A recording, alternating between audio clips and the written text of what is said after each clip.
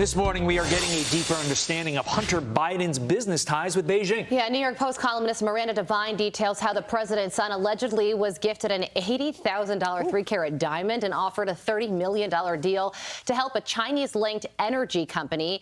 Joe Concha, Fox News contributor, joins us now to react. So, Joe, the big question here is why this matters, because the media isn't covering this story. Clearly, they think that it's sketchy. So tell listeners right now why this is so important to understand. Sure, Carly. 30 million, by the way, for that thing? Was that the one that the old lady dropped off the boat in Titanic? I mean, my God.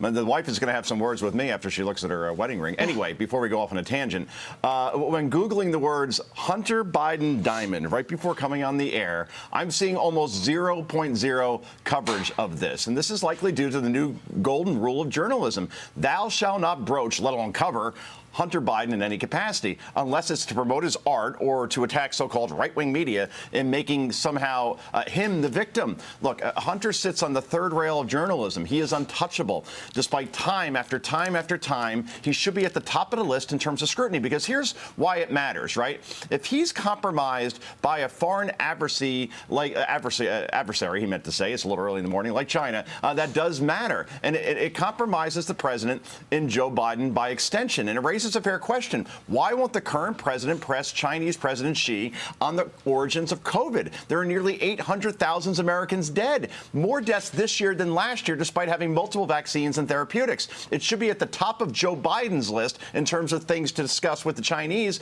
but it ain't happening, all while his son counts his millions. It's a real story, because you know darn well if that's Donald Trump Jr. engaging in the same behavior, it would be at the top of every newscast, every rundown on every other station besides this one and this one, of course.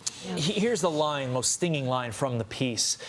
This is, of course, sorry, but Hunter Biden's profiteering matters even if the rest of the press ignores it, is the title. But here's the line. Joe Biden wants millions for IRS enforcement. Wonder if that includes actually finishing the investigation of his son's money-making and registering as a foreign agent. And would it include an audit of the president's own income and whether he was declaring money given to him by Hunter? Question mark. That is why Hunter matters. The media are out of excuses. You mentioned if this were Trump, and that's an argument we often make. I would go a step further. If this is anybody other than Hunter Biden, regardless of party, I think the media looks into it because, I mean, let's face it, he's getting paid like a mid-level quarterback here. $10 million over 3 years, $30 million. That's a mid-level quarterback. I think if this were Clinton or Carter or anybody, the media would pay attention. Why just not Hunter? Do they hate Trump that much?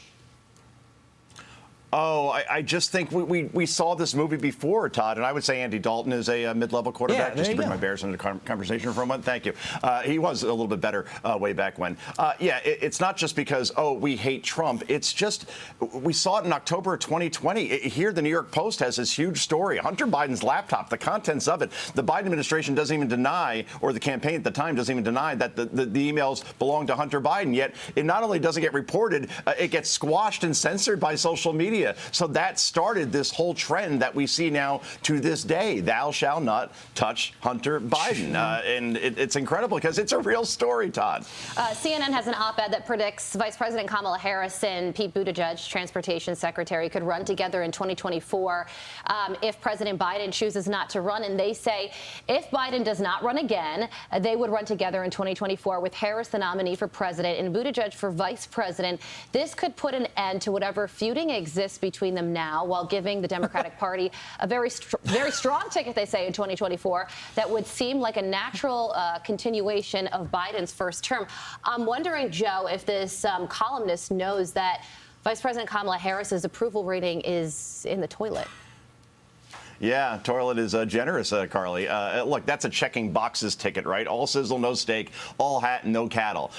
Any ticket with Kamala Harris on it would be a nightmare. She refuses to do anything resembling a tough interview. Her performance on the border, by any sober account, has been horrific. The administration's polling at, what, in the low 20s on immigration? And she's the one who was put in charge of that. She is toxic. Her approval rating is 28% in the USA Today. You see in other polls like Fox News, it's only 40%, which is incredible when you're only 11 months in.